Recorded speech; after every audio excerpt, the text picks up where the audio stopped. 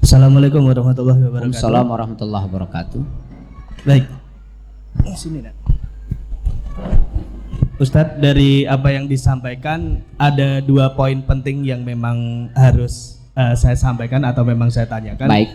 Yang pertama mengenai pentingnya halal, sesuatu yang halal dan keseluruhan yang halal untuk dimasukkan ke budaya kita. Baik. Kayak gitu. Yang poin pertama dulu.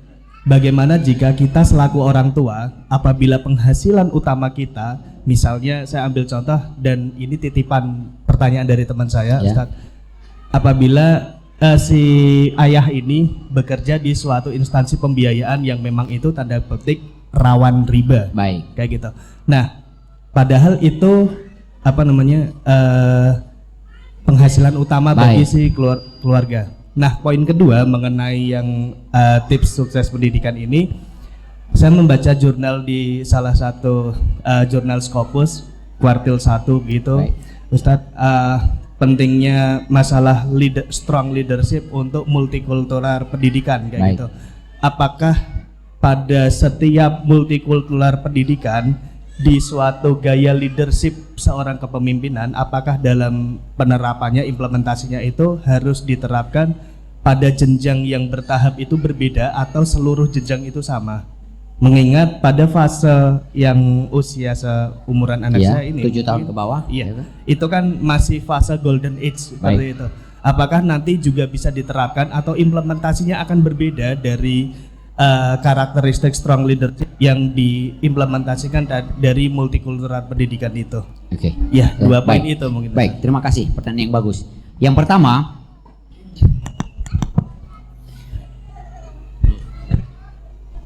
perlu masuk dulu di dalam kepala atau orang yang bertanya itu, Allah yang memberi rezeki, itu prinsip. Sehingga ini volumenya dibesar kayaknya ya, jadi mendengung atau ada 2 arah. Oh ya, baik ya. Ketika itu menjadi prinsip Allah yang memberi rezeki, itu menjadikan nanti ketika ada syubhat atau ada riba atau ada hal yang tidak baik di tempat itu, dia yakin ada rezeki di tempat lain. Itu pertama.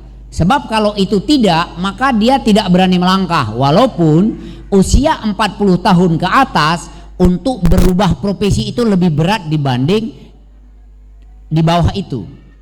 Berani mencobanya itu. Maka kita bersyukur kepada Allah Subhanahu wa taala, kita semua yang hari ini Allah jauhkan dari riba, di usia sekian sudah tidak ada di riba, karena akan berat sekali. Berat sekali. Karena memang perkembangan maju itu ya di bawah 40 tahun. Sedangkan di atas 40 tahun itu bukan setar lagi. Dia mengembangkan atau akan bertahan di tempat itu. Ya.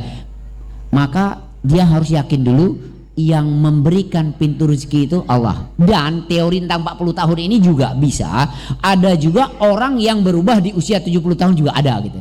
Itu satu. Faida azamta fatawakkal 'ala Allah. Ini bahasa akidah harus masuk dulu ke orang itu. Bahasa akidah. Kemudian setelah itu melihat keahlian atau peluang yang dia bisa lakukan. Peluang, saya 3 tahun yang lalu bertemu dengan komunitas anti riba ya. Anti riba itu memang dia bilang, ada satu orang di satu tempat, Ustadz, awal kita keluar dari riba betul-betul Allah cinta kepada kita. Saya nggak paham maksudnya. Rupanya Allah cuci semua, Ustadz. Allah cuci. Jadi kalau misalnya di rumah itu ada kipas angin, riba, itu sampai kipas angin itu hilang betul, kosong. Jadi dari nol betul dia bilang. Setelah itu baru Allah berikan yang betul-betul luar biasa. Tapi mesti ada Allah cuci. Bahasa dia gitu, Allah cuci. Ada tukang emas, ada tukang mobil, ada tukang kredit, ada yang di bank. Sekarang kan komunitas itu banyak sekali ya. Termasuk hari ini komunitas itu kayak perang dingin dengan orang yang masih ada di tempat itu gitu. Ini kalau berkumpul itu jadi ada dukungan nanti seperti itu, baik di support moralnya atau di support lainnya, itu butuh seperti. Sebab jangan sampai mengatakan aku tidak ada keahlian sehingga aku tidak ingin keluar dari tempat itu kan berarti sudah siap dengan apa yang dia bayangkan yang betul-betul mengerikan, maka dia harus meyakini pintu rezeki itu banyak. Kemudian atas nama kelebihan dia bisa menjalurkan lewat apa. Walaupun ada juga orang yang keluar dasarnya keyakinan, keluar dari tempat itu, kemudian Allah bukakan pintu dengan dengan dengan hamasah yang kuat, Ada orang keluar dari satu hal, kemudian dia belum tahu apa-apa, kemudian bertemu dengan tukang kacamata, akhirnya kacamata itu betul-betul menjadi jalur dia, dan baru ketemu gitu. Dan ada banyak, intinya di keyakinan itu. Karena kalau tidak, maka kita sedang menumbuhkan generasi dengan generasi itu, dengan makanan itu. Itu penting sekali. Terjawab mungkin sementara. Itu mungkin dia nanti perlu dikenalkan dengan komunitas anti riba supaya nanti dapat masukan lebih banyak ya. Kalau saya kan secara umum saja seperti itu. Itu satu. Kemudian usia-usia tertentu itu kalau dalam teori kan pengajarannya dengan usia tertentu. Apalagi di usia 7 tahun ke bawah itu usia yang mahal sekali.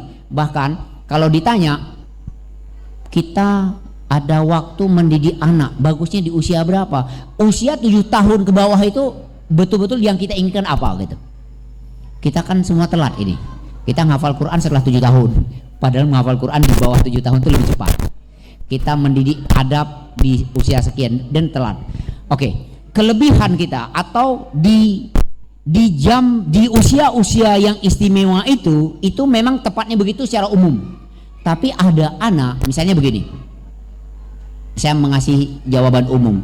Aslinya kita mau menikah mencari dengan seorang akhwat, dengan seorang muslimah yang sudah menutup aurat.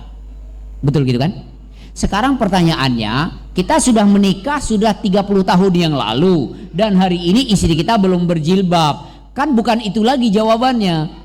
Mari kita belajar bersama, ayo kita taat bersama, ayo istri pakai jilbab pelan-pelan, seperti itu. Jadi jangan pakai tak ceraikan, nyari istri yang berjilbab. Ini jadi salah gitu. Bisa dipahami ya? Termasuk nanti ketika ada anak usia gini, aku nggak mau didik kamu, aku udah telat didikmu. Nggak ada istilah telat. Kalau misalnya hari-hari para sahabat itu dapat hidayah itu tergantung usianya.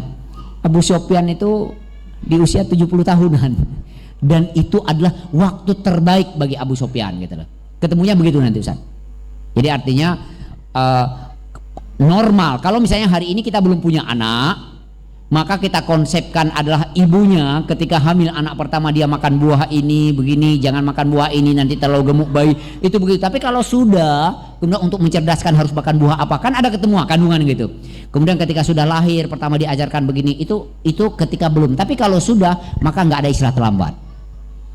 Bahkan kadang hari ini kita sudah punya anak baru bisa baca Quran, maka kita bilang kepada anak yang hari ini mungkin usianya 20 tahun, nak, Abi baru belajar Quran, ayo belajar. Atau bahkan sebaliknya, kamu sudah bisa ngaji, ajarkan aku. Bisa dipahami? Secara umum begitu, dalam pengecualian mesti ketahuan, mesti ada pengecualian. Begitu mungkin Ustaz? Oke, baik. Silakan.